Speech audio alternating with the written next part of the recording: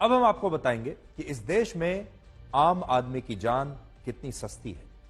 हमारे देश में धर्म पर कितनी राजनीति होती है, जाति पर कितनी राजनीति होती है, पिछड़े वर्ग पर कितनी राजनीति होती है। आजकल डॉक्टर अंबेडकर पर राजनीति हो रही है ताकि पिछड़े वर्ग को, दलित वर्ग को एक आवाज मिल सके।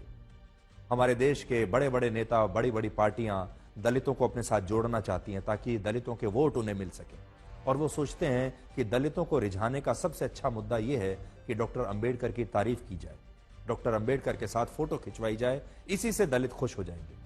और हमारे देश के नेताओं ने लोगों को अब अलग अलग धर्मों में, अलग अलग जातियों में, ओबीसी में, दलित वर्ग में बांट कर रखा है। आज जयपुर में एक बहुत बड़ी सड़क दुर्घटना हुई जिसमें 11 लोगों की मौत हो गई।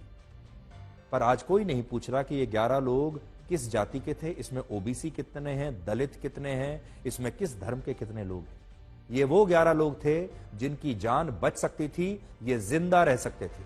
लेकिन इस देश की व्यवस्था ने इंफ्रास्ट्रक्चर के हथियार से इन लोगों को मौत के घाट उतार दिया और ये सारे लोग जलकर मर गए।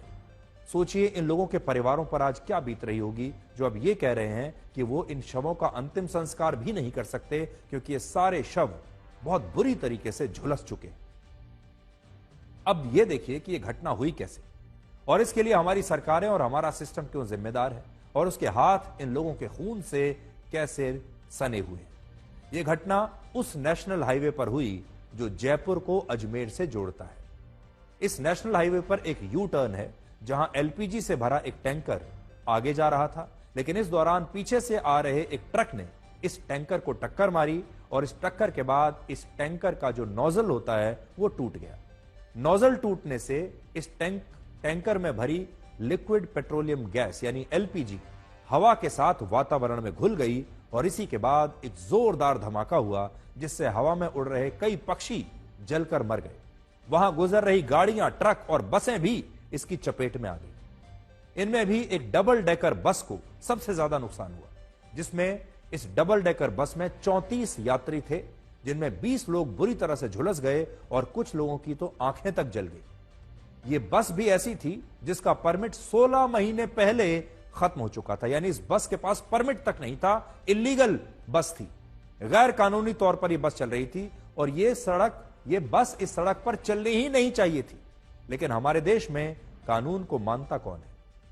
इस तरह की इस घटना में एक व्यक्ति मोटरसाइकिल पर जा रहा था और इस धमाके से उसका हेलमेट उसके चेहरे से चिपक गया और उसकी आंखें भी जल गई। शुरुआती जांच में पता चला कि इस टैंकर से 18 टन गैस लीक हुई, जिससे यह इलाका एक गैस चेंबर में तब्दील हो गया और यह इतनी बड़ी दुर्घटना हो गई। दुख की बात यह है कि संभल के सांप्रदायिक दंगों में जब 4 लोग मारे गए तब संसद से लेकर सड़क तक इस पर खूब हंगामा हुआ, लेकिन इस दुर्घटना में मारे गए 11 लोगों की बात आज कोई नहीं कर रहा। हमें इस घटना का एक सीसीटीवी वीडियो मिला है जिसमें इस घटना का दर्दनाक मंजर नजर आ रहा है, आप देखिए। तमाम यहाँ पर जो मंजर है ये बेहद दर्दनाक है। कई लोगों की जान जा चुकी है, कई लोगों को अस्पताल, सवाई मानसिंह अस्पताल लेकर जाया जा चुका है। शुक्रवार की सुबह, अल सुबह ये जो मंजर यहाँ पर हुआ बेहद दर्दनाक है। तो कुल कितनी गाड़ियां तुम्हारे हिसाब से और कितने इलाके में आग फैल? कम से कम 20-25 गाड़ियां तो थी। 20-25 गाड़ियां चली है सर। कितने इलाके में आपके हिसाब से जो आग थी वो फैल गई? 1.5 किलोमीटर तक का, 1.5-2 किलोमीटर तक का एरिया है, इसको कवर कर रखा है। आपके हिसाब से जो आग का मंजर था, जो ब्लास्ट हुआ था, वो इतना भयानक था कि 1.5-2 किलोमीटर में आग फैली। हाँ, 1.5-2 किलोमीटर तक आग फैली है। यहाँ से जयपुर तक की आग की लपटें दिख रही थी। 200 फीट तक आग की लपटें दिख रही थी। पूरी वोल्वो बस के अंदर जो रात में सो रहे थे आदमी, वो तो सोते ही रह गए। और जो ये रोडवेज की बस थी ना, रोडवेज की बस के अंदर जो कोई जल वहाँ खड़ी थी जो, हाँ, और जो रोडवेज की बस थी, रोडवेज की बस के अंदर से आधे जले, आधे निकले, आधे भगे। यहाँ से 200 मीटर की दूरी पे पंजों के निशान है, खूनी पंजे जैसे लगे ना, जलते हुए आदमी को। यहाँ हमारे आस पड़ोस के क्षेत्र के जो भी लोग थे उन्होंने जितनी कोशिश की बचाने की उतने तो बचाए। ये वो ट्रक था जो जिसमें एलपीजी गैस भरा हुआ था और पीछे से जो बस ये ट्रक आई केमिकल से भरा हुआ, वो टक्कर मारती है लेकिन नोजल टूट जाता है। नोजल टूटने से जैसा कि आपने सीसीटीवी में दिखाया, गैस निकलना शुरू होता है और फिर ब्लास्ट होता है। सरकार की लापरवाही की वजह से कट दिया हुआ था और इस कट से यहाँ पर आगरा के लिए दिल्ली, मुंबई, दौसा, झालावाड़, मध्य प्रदेश, उत्तर प्रदेश के लिए ट्रक मुड़ते हैं। इस तरह से मुड़ने का हाईवे पर इतने ज्यादा जगह के लिए कोई जगह होती नहीं है, मगर सरकार 8 साल से क्लोर लिफ्ट नहीं बना पा रही थी, जिसकी वजह से यू टर्न ले रहा था वो एलपीजी का टैंकर, और यू टर्न लेते वक्त पीछे से जो ट्रक आ रहा था वो केमिकल से भरा हुआ, वो टकरा गया और नोजल को तोड़ दिया। यानी कि अजमेर से आकर वो यू टर्न ले रहा था आगरा की तरफ जाने के लिए, और पीछे जयपुर से आते हुए ट्रक ने टक्कर मारी है, जिसकी वजह से हादसा हुआ।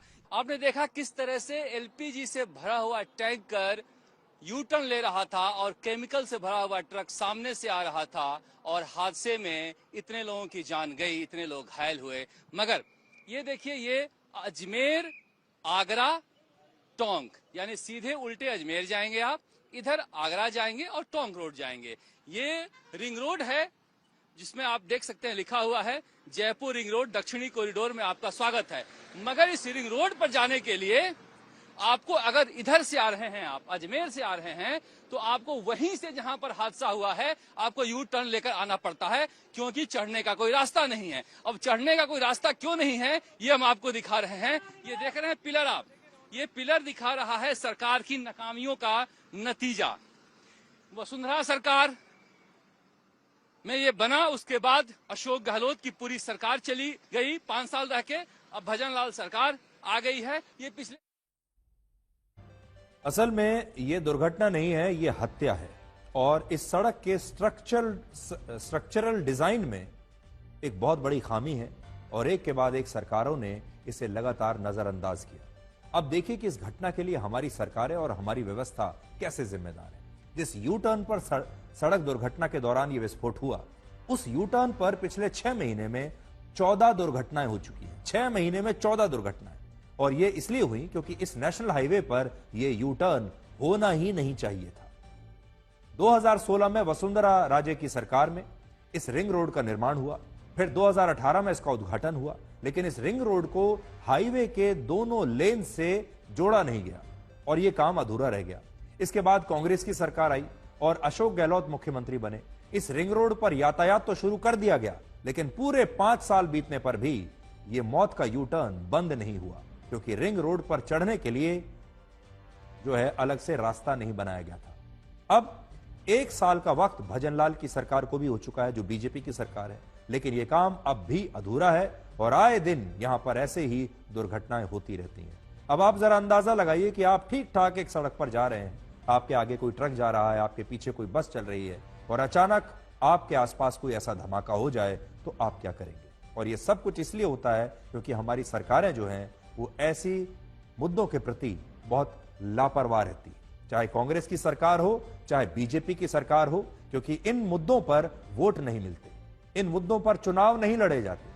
इसलिए अगर हम ये सुझाव देना चाहेंगे कि सरकारें चाहें तो इसमें भी चेक कर लें कि मरने वालों में कितने दलित हैं, कितने ओबीसी हैं, किस जाति के हैं, तब शायद उन्हें इस मामले में कुछ इंटरेस्ट, दिलचस्पी आ जाए।